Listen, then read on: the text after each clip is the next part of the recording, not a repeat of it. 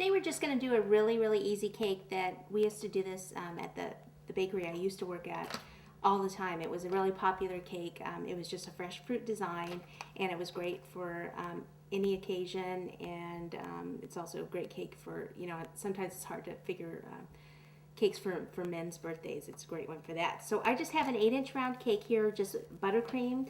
I have a 9-inch board that I taped with electrical tape around the edge, and then what I do is just take my foam tape that I get at office supply stores, because this one was built on an 8-inch cake board. Remember, I always build my cakes on the same size cake board.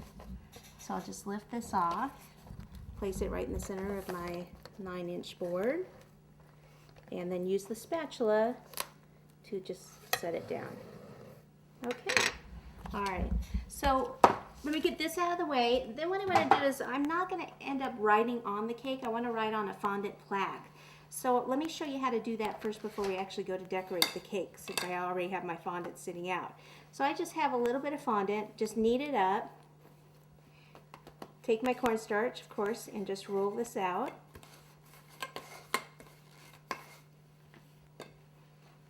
And I don't want to roll it too thin, because it's going to end up being a plaque. Okay, so that's about good right there. All right, and then I have all these different types of cutters, and this is what we're going to end up with. These are all fondant plaques here, see? So these are the things that I usually will write on. I never, ever write on a cake.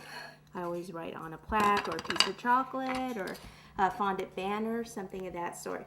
So these are all different ones. There's plastic ones out there, the scallops, like I can use this one, cut this out. And what I do is I do these ahead of time. Just do a whole bunch of different designs, and you just lay these on a sheet tray. You usually put a piece of parchment paper down and then lay these flat on top, and then just let them dry. And then the next day, what you'd want to do is flip them over and let the back side dry, and then flip them over again. And once they're dry, you can actually stack them up like this and store them in a Tupperware or in a I usually have those plastic slidey drawers, because you don't want it to be completely airtight, because then the moisture gets in there and then they'll stick together. But see, there's all sorts of different ones. There's plastic ones, there's some metal cutters, and they're just called plaque cutters.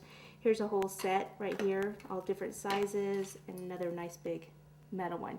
You could also just use cookie cutters if you'd like to make some of these.